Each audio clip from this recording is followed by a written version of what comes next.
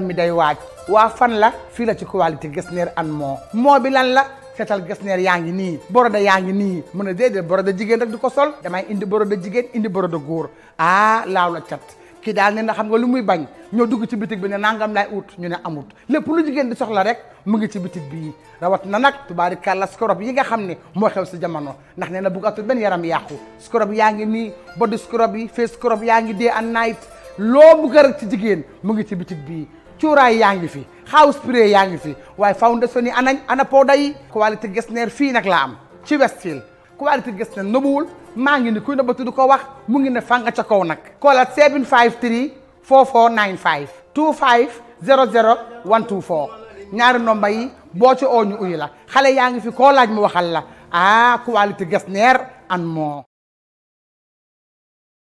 war leen seen tur ak seen sant rek si Gambian Talents TV amaan mbégte ak kontaante rek ñu waraat leen fii tey nag ñu ngi ñëw fii am ci mile 2 li ko waral mooy ki nga xamante ne mooy Bob Keita ku ne xam ne suñ ne Bob Keita rek nit bari dinañ dem seen xel dinañ dem ci Bob mi nga xamante ne moo fi amoon ak problème bi ak ki nga xamante ne mooy Sainabou Mbye nekkoon problème bi nga xamante ne Gambie bi yëpp si bokkoon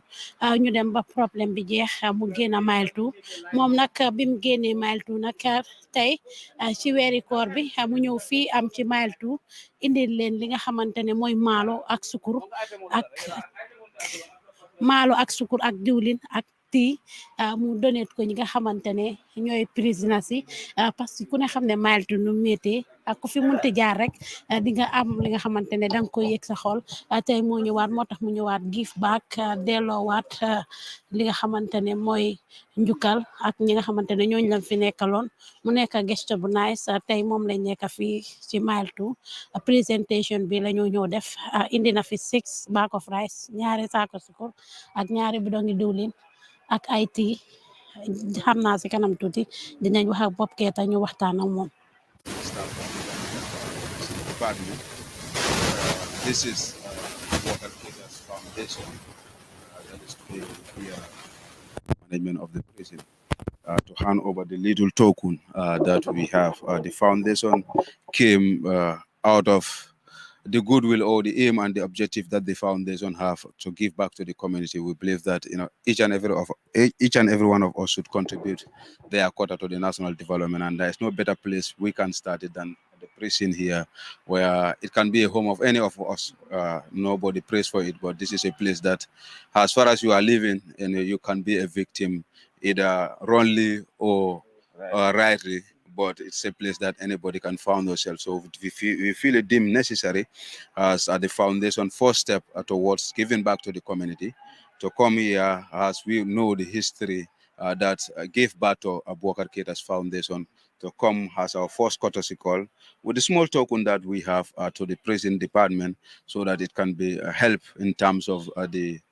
food supply that you normally give to inmates and even the staffs of the prison, because at the end of the day, it's you. That's why we still have the prison. So it has to be a chain work between the two parties. So this is what we have here. We are here as the association members. We are more than this, but few are here as the representative of the entire. And we really appreciate the welcome that we receive from the management and the staffs of the prison department. We say we are grateful, and we're sure that this will continue and long and more development will come. This is just the beginning, but by the grace of God, we want to be partners with your management to work hand in glove to see that we all contribute towards the development of this very institution that belongs to all of us. And on behalf of the Keita'S Foundation, we say we are grateful and thank you very much, MD. Thank you.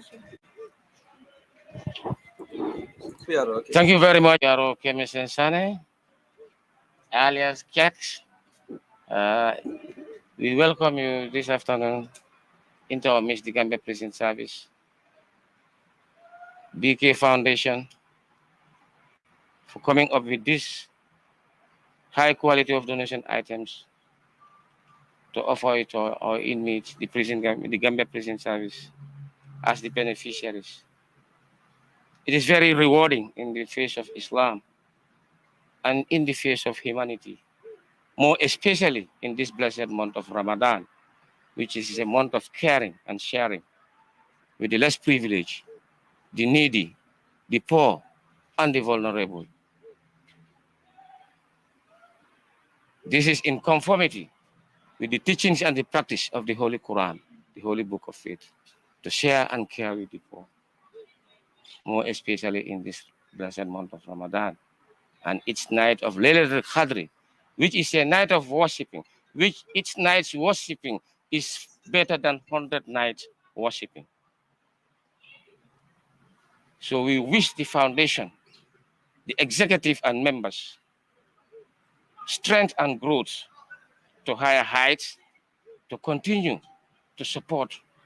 humanity at large. Because high number of these inmates here are Gambians. Giving support to them is like giving support to your own self. And we all know Gambia is a very specific country when it comes to relations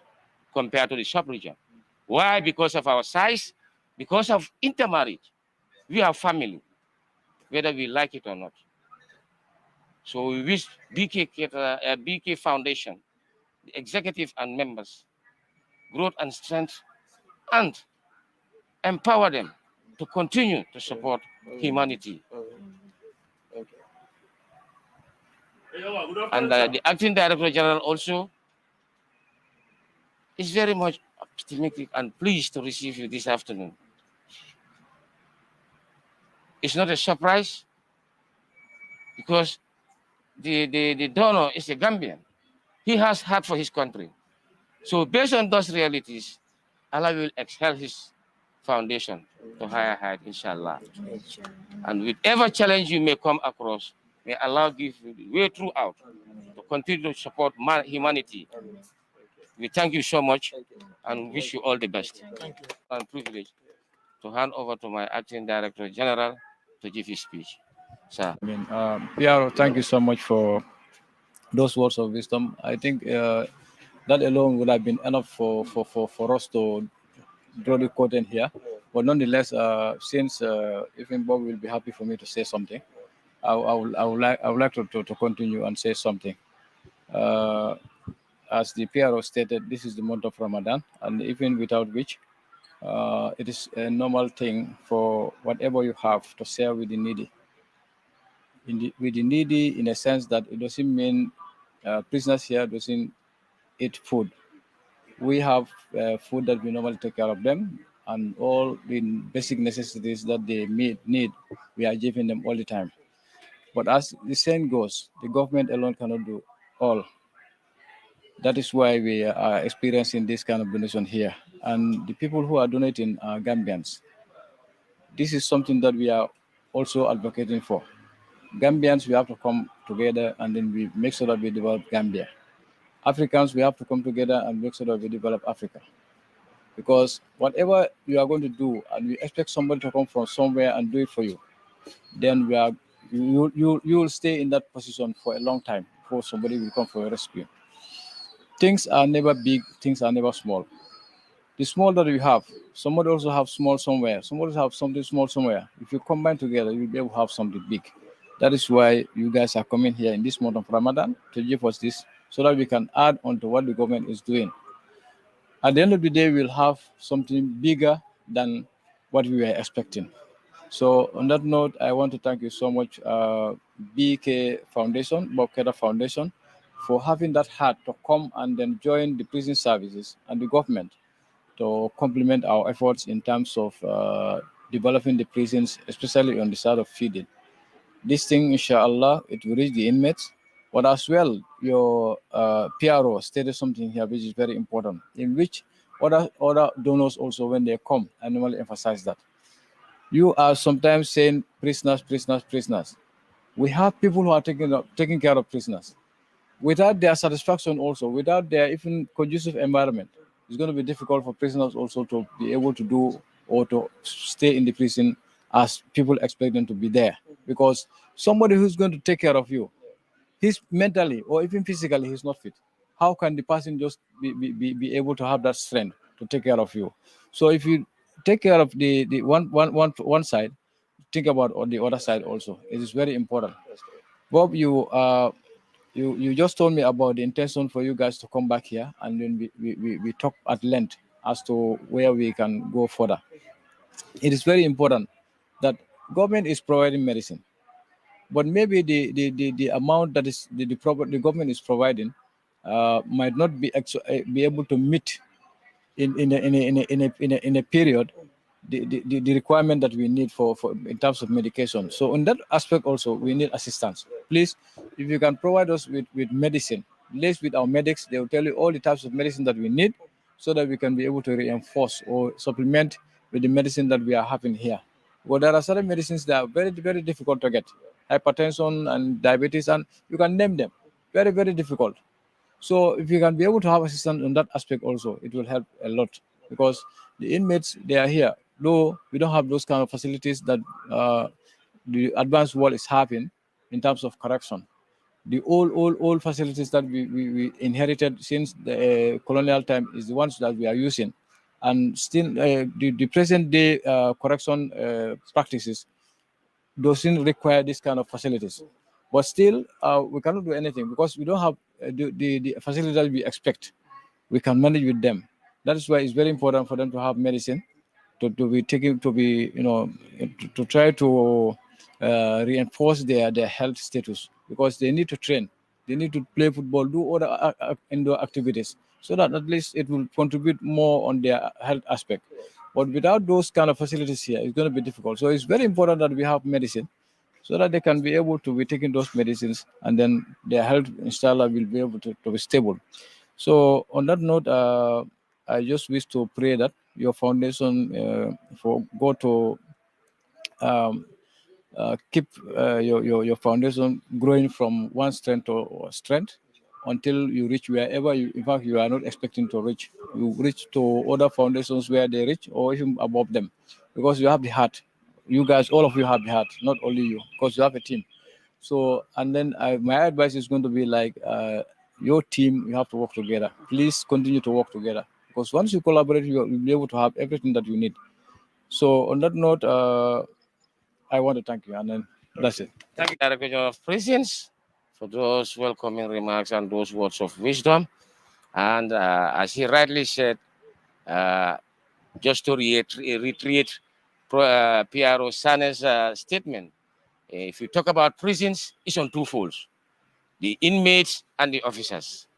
So they all deserve support to complement one another, and also to complement the government of the day, its objectives and goals. And I will not do justice to declare this presentation closed without recognizing the members of the media, both the print and the electronic media, for coming into our midst to take this important gathering coverage. So you are partners in development. We definitely appreciate you being in our midst today to observe this presentation. On that note, I thank you all for your attention. Thank you very much.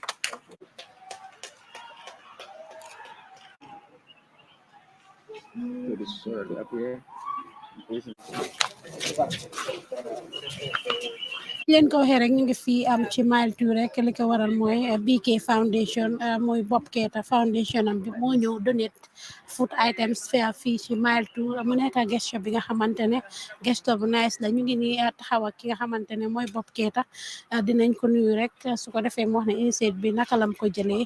ak nuyu nañ fena ba mi bi mo ko siso man suma olof ngay kon wa abaraka ba gen kontanta ba kele anto Boubacar Keita mo jama ka fanya Bob Keita foundation on intella initiate few months ago male ya initiate kabiri bota prison en munatina ya initiate. Okay, bring bota prison lenga initiate because mbe alone menketa during my case time okono then benum prison kono le me alon ko for case me alon ko yen charge no wala so brim fintira nam fana jele ko benum bata kono jele prison kono ko moñol be dame so ngam mo jamal letter je antenata finti je bara manke ko ngetel mentu yen telefisarete so nada finti nan ko maybe si fen create no le me alon ko si murno back to prison so men bi jen si telefona mako no so wala nada finti nan pour ka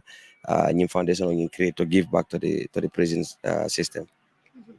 naka nga gis yewo alhaalo jañaani rek kabiri be prison concerning about their food and ila domoro fengol and the environment there for be ya feel ila foundation o ye domorol nati prison ase comme ngalo nyame prison kay amanke dulade mo lafta katra dame because je ka anatal everyday ka ni son ni balle fay je be ka comfortable ndo because man tare ila comfort zone kono but prison ni ta mako ro bakele amanke domoro dambande la infrastructure everything in prison is bad nta suga code la jabe because I was there almost for 2 years so the system in the prison is really bad so wala nga initiate just to go back to the prison porque makoy ni be fem fola government wala concerning prison pour ma koy rola wala anything ibe muna message la dila first thing wala mile 2 sorong mile two nyanda ka je soronne because je manke dlato ani dafon fo nyanda ka dame mile two nyanda ka soronne ye modern prison yele dame alon ka be la correction center de bar mile two la system o be nyame is horrible mo ma nyanda ka live je so wala ndi first thing the government dan la men pour je soron ye try prison kuto yele because la prison manke mo yaade bi ndebi je soma itel membe government fon ko de star no jele so it's better yela concentration of dundi prison kono pour ka try ye je soro ye new prison yele because comme director general ya fa nyame nyim biltal birin tuba wala time so ibe duna prison kono fante je nothing is there it's just crazy so I think government they just need to lock this place down then they open a new prison. ila nyim foundation no ma koy sifa abe wala kala about just kala for prison ye wala other things abe wo jibe la No, I'm not prison da mante. Nga start prison le because foundation on created through prison la. Because biniaje mo jama ba fala bob because of benu mile to nyame anatel media le ko samba nyame. So la na bring a create nko okay it's ideal pour ka murnang dulang into force me ko ni be create but I'm prison da mante will be helping hospitals, schools and other dulalto. I'm prison da mante but nga start prison le but most of our attention will be in prison. I'm pour kana ka domoro dambansang but the condition, the prisoner membiji, the bail condition. So nying mbitala to the other extent, ning judiciary mid, ning minister mid, ning even the chief justice, if it is possible, because prison bedam is congested. Right now, they are telling us they have over 600 inmates. So kajale wado eka more detain kudul mena prison. Omanyana kake. You understand? So but really, ni stakeholders only diam ngaji prison decongest lanya because right now it's just crazy. pota prison imorita je pour ka gayol jibe ini men benun je Yeah. Murunta je several time. Na kebal bije Yankuba Ture, Yankuba Baji and others. So I'm always there. Katake visit, nyim form ke first time thing a donation. Okay, when we are out, sanitary parts or sanitary donate to the female wing. So, but what I'm a foundation on malo. So, me nga indo prison like this because foundation on lotal already. So, lafta purka prison per mulia je menkel. So, be makoro fana nyinina. More be blocked from here to diaspora. So momo si any makoro ke namanke koro da mandi comme yamo dog e prison afanya ila leptano mon boro soto iman sankel soto iman enough sankel soto iman darabol soto you understand iman samotol soto pre la inmate so there are a lot of things because to be jail so me fem foka njaman ke mba guest kana because I was there to be jail luckily nga privilege dol soto dol mo soto no so wala na fintire nang pour kana kain makoro nyine na bar me mol be nyine kala makoro is anything keno pour ka president mako it will be very important. Mina fula mole mi yalon ko ni mol bota prison dalo ikamoto ko nyen they are bad people eke je nyamen society kono eke isolate ibe message la fula mole amanke men dunta prison dorong is a bad one so dan ka jele ko ni dol fintita prison eka mecho soto la fang bari ko do ko soto no bayri mol ke jibe nyamen No, wala mbe example of talent for case la yende tumal men na mbe no ka dimital but at the end of the day amanke tonyade so mo jamal be prison hundreds of them many alon ko yi tumal le but because of iman symbol soto imang helpless soto bala je nyame so prison manke ko mo bi ja jaw yatal even ben fay crime ke amanke ko akete bulu tawte al kono You understand? Mistake latin na keta. So we can always give second chance. Ala da man timbata. You understand? So mo bodan in prison nga try ni invite back to the society kono ni opportunity bi jenye makoy because ni me makoy ye ignore, so they will start to have that kind of thinking, then it's no bula no problem do kono pre more prison kono. Ha so mba try do mo boda prison do nga try ni integrate back to the society. Ofrisen nga moy la ko ye dinay pour ki la dindingol je woku o tata nyame parce que ni je jam fon sa opportunité ta nge nyinin kawela bari be lorin ja. That's a different case. I don't really want to comment on that. That's a personal level. Yes, we are dealing with that. But you do can intelligent just to give the donation to prison. So we don't want to go with that other side. Maybe another time when we have personal interview, we can talk on that. Any message for the people? Any be muna for prison officer kom ko prisonal treat nyame ani wasifa. The message maybe mendira mola the wolom amanke prisonal da mana nyanda ka makoy. Yajele prison official men fanka prison al take nyanda ko fana makoy because ne ajibe bi ne aje interbe prison time ne aje be comfortable la because of prison official men kan tel take wala comfortable ta so ne ajibe la uniform wala ila samatol ila taradula is all bad. So mbe mo be dan la so la foundation o lura men is to transparent lam. So momo la faka any donation ke sa nga foundation register with the AG chambers. We already open our bank accounts. We have our team, we have our office in Kersering. So later on today we'll publish everything. So momo lafta any makero kela to the prison or any other place. Ni male ba kela nyam you can channel through the BK Foundation. Makoy minati ikilina ke o inila monyo leng you have other partners. No, we have other partners. We have other partners. Come na friends dol bijane. Nimeni akan there are other people in diaspora fana. Nga men contact personally. Even in Malafila name me faje, but they also do their quota. So nara nga iman board 6 and then tulu bidom fula and then sukur board fula and then T back 10. Ngala man siya, but at least it will add to something. So me mo be dani la drong. Momo si makoro ke na man ke koro da manite anything less so ya feel ko prison be need la or prison official be need la. You can contact us through our Facebook page or na Instagram to back and help. So memo be tent lo memo be jailam contanda abarka bare. All right, mol felenting nim prison la piaro be lorin dorong ba kontono la ngani ni ka to lengi kon. Ya baraka ba ke jo konton duran to Mamadou Lamine Cissé the chief superintendent and the PRO Gambia Prison Service. Right, bi nyinu le nyi ma koy ro min nati jang abe muna la fala prison oto parce que ka jale ko all the time mol ka donation ol nati kata domori fengol anin ku katendol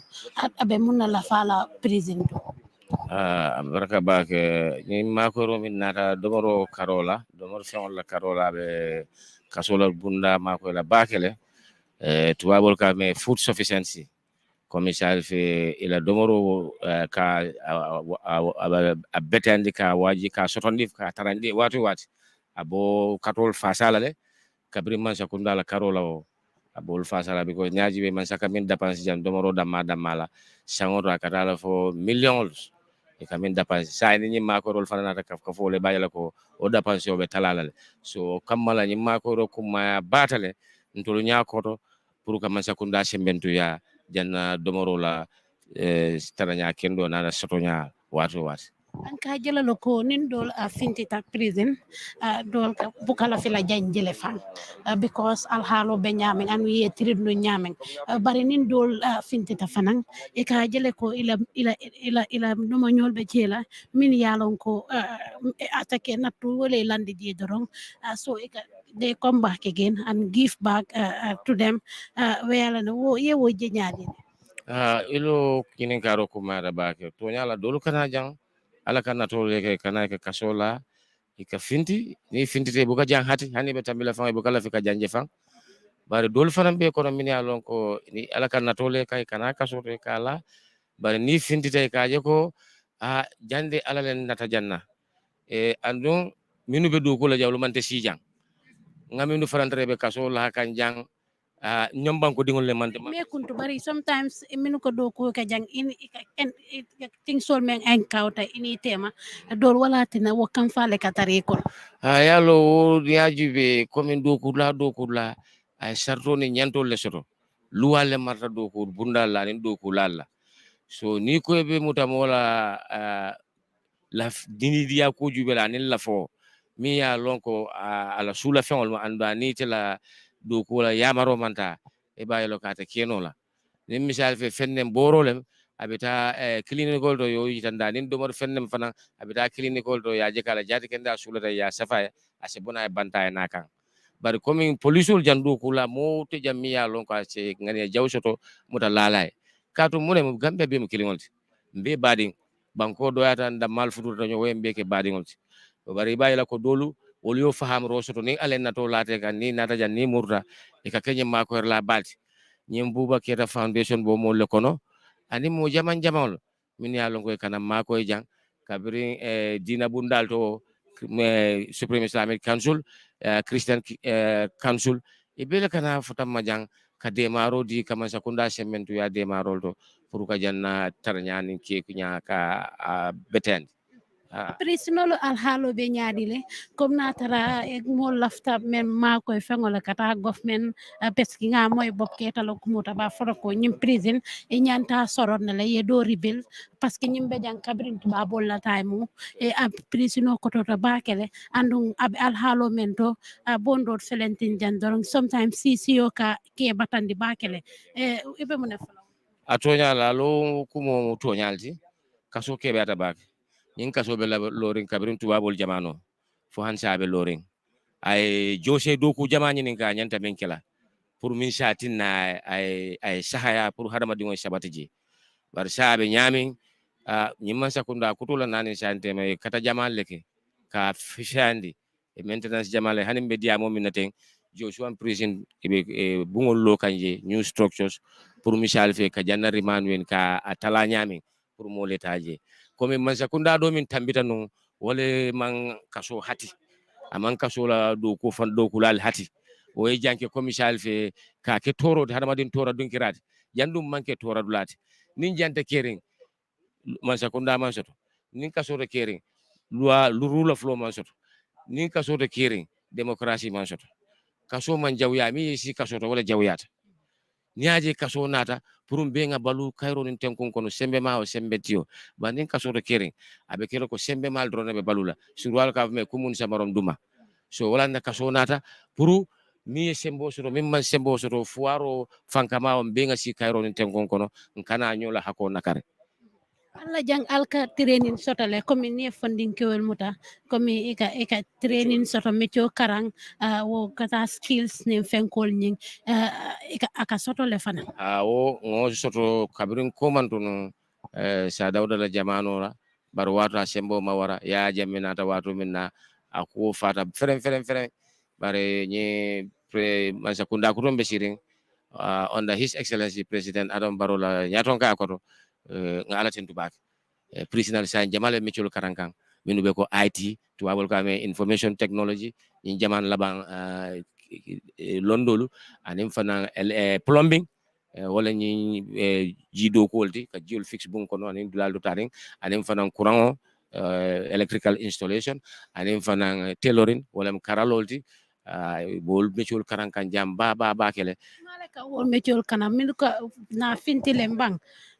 ni akaram foka pare after ni findita altol ke ma ko ele pour do ko sota bang bayri ni findita prison pour ka do ko sota woka ke problème to because mol ke jele ko nyimbe non prison la e tole prison mota ko bal foka pare ni findita dorong e ke jibe nyamen na dorong wo mol be ka borila to nyaum to nyalti ndol fon la radio programme ol kono yalom police FM 95.7 en ka airtime so je talatan ka kacha publicity so ibayalo ko ni ka kachala ka jama kachandiko jama ntolla minu yalon ko natol late ke nate ka soto findita ntol fon nay mutanya ki receive nyamin wala ka jiko ila jiko tinya yala karola biko ki jube nyamin anin ke mutanyamin hada badum ka falin bi mo seke mo kurunti wara man kuriya fan tanyol min babul wala kuriyandi wara man kuriya fan alfal min babul wala man amako kuluro wara man kuriya fan ko misal fe ya tumile min bebe kerene ya faham bari min kum mayata wala nyinti ko comme nga fo nyami kaso man jawya ninu nata jang ale natol min laka ni findita alingi muta ngaje ko natol lata ka banta mol ka bo kaso de kata president yal ngoje jen aketa Obasanjo en Nigeria aketa South African Nelson Mandela so to baje ko kaso ni be kaso kono ise bono kaso kono ekino mo kumate dawda banta so bantankolu nyanta ningi bota kasoto ngo nyanyi tandila ngo hay nyanyi tandila ngi bendu nyala nkane jube nyala min shatin nako ite keno la fenti koteke because of o lañinin kirgo min kete bulo kon hada ma de man timma hani annabiyo mo la wato lañinol mol sotole annabiyo mo la wato mol kaso lal kaso manke bi kuti ya faham so bar fo jama dani wala ko niamoy banko kuninde o sifallem nimmo nato lata mo ka na fintita fana kana jube alo nata kotola aje ko ñimmu mo falindi ngolti ina sitano al senyo moyno so mbodan la jama bulo kono o mo ko la piaro janni bet baydi bi mole opportunity sotare mba tala dorong ngata anka mole fonan sometimes ka foko ni e dundi sometimes dol file ka filile dol bukata court ike fili jele do so ko minul ma sembo soto ko do la karola o badin ken dol soto o minul lawyer min se loye so ika wala file filile fo wo fanan ke janni wol tolu sekeno tumir kumoltile kato niaju be man sakunda e bunda sore ka fo mi national legal aid wol be janne pour ka mol ma ko mi lon ko ila botat family min to man sembo soto kodo la karola man sakunda la ko la kul beta ka lol mari kiti bon British High Commission of Right project ko do sambana je ka me justice defenders wol fanan kan nyimuta mol mina lon ko nati kiti o wulindi ka me apilol ila apilol be kiti bunte man fintino wol kabulo apilol le noma ka je ko nin ko la ku soro je pour kayti ko le banka bonan kiti bunding do kata kiti bumbato e ka lo ko la ku le noma ka beje ko o kiti wulindo nyin kaytol min tuta koma ye fintina pour amari la kiti finti ayta kiti wulindo la high court waran court of appeal waran supreme court andu la project ko dato ne santema president jama le muna fa kono isheta because dol bije ila records ko mi ka kaytol men fo amanje ka bonan kiti bundare ngula e soronda mi magistrate court e ka fada mi court of summary jurisdiction kaytol filtewol so ko date dami nin kaytol filtewol ya lati continue no ko tan nyaato so dalilo ka loi ke bule sey because ma evidence to la so iba kata kam bakela barka foko kamo tare jang kom ni ngobe kala fana fono kala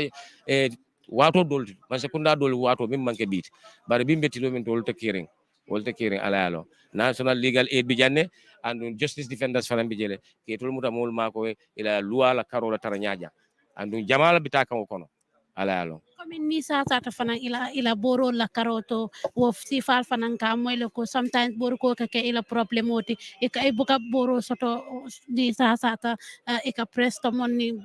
boro dal bomo ka ke difficult atonya la boru ko hanim bi diamu mina shanja mo ko la ko walti watu tambita nga bot soto mi ya lon ko man sakadi e ka londi pour ka prisinal la jati kende ha boro ka sangala bar bitin silam beje former minister min bitata no finance mam buri njay anato voto nyin kuntu ko min nyanto soto min kelo karola pour prisinal ka boro sa kuntu so bira kuntu ni sante ma director general anim ba ko balu minu be ko si Gambia Seaports wal nan donet boro la si nyafla yo anin makor bado fanon kam makoy boro to director general franka boro sanne nyimuta moli hani bi fon ayo acting director general ayo wosi di Buba Keita Foundation la pour ise makoy president la boro karola boro mo kole akol tan sa min sa te ibadi ngol la ka boro sey dul badul ka sene nata no pharmacie ma soto lopitano pharma soto badi ngol ka sene no kakela man badi ngol soto minu man badi ngol soto fana embassy di be janna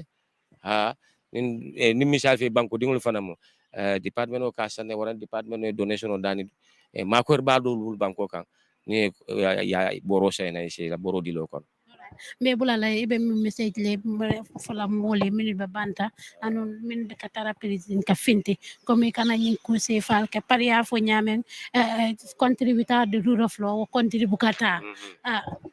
baraka bake mbe min fola jama mawle wala nyinti ko ni mol nata kasoto ale nato le kay fintita ale ngi mutako nyon hada madingolem ngaje ko lanyine lo seto hada madinguma wasa barin kane jube nyaala nyami ya lonko ite kunna ise ngoman kono ise doyan kono nam jama kono o moy makoy ya fahamle ni hada madinguma stimma ni lanyino mo seto tata fo wala do ko ga na murtene ka accept songama yella mwala ya hanyin dinya ina ka kacay ka hakilol because comme nga fo yan kaso man jawya mi si jawla jawyata so minu fanam be kaso ko ni findita ibe kata kol min naje so continue banta fo min satine kana murna jang ko deke because banko ala sembo ni jiko mo fondinke wolet ando fondinke wolet siata bi kaso kono so fonni ko le nyanta tesito kela man sakunda e fengol min samana mechol min samana yemuna fangala yaji nyim problem jama bije madam press ikata kana kasoto a mechinta yalem so wala ni labon management yaji ko mbatu nga makoro ni nga denna mako denna nyol fana nyini pour ka mecho do ko yirwande kasoto pour ni mo monata mecho kara natata amari sekeno jama na farawti janni be kala jama e toroti it become a good asset to the public instead of being a burden to the public. Andung mongol tarangol tambo long kan. Andung alhamdulillah kul bitaka nyama ni mako herbal. Mbe fotola jela ya mela inshallah. Yes. Abaraka bake. Right, comme ni leen ko waxee rek ñu ngi woon fii am ci mile 2 tey nag li ko waral mooy BK Foundation moo ñu woon indi donation fii am ci prison bi gannaaw bi nga xamante soo déggee BK mooy Bob Keita moom foundation am bi mi ngi ko sos bi mu génnee comme ni mu ko waxee 4 months back first donation bu mu njëkk a def rek mu ne mu indi ko ci prison bi ndaxte gis na prison naka la ñuy dundee te jaar na fi li nekk gesto bu nice dégg nañ PRO bi lu mu wax ndaxte prison moom ay Gambians ñoo fi nekk te bu dee ki indi donation bi tamit Gambians la loolu nekk na lu am solo Bob Keita tamit dégg nañ si waxam lu tax mu indi fi donation bi kon loolu am na solo lool Genjoro moo leen fi ñëwaloon rek ci Gambian Talents TV caméraman Adam Dieng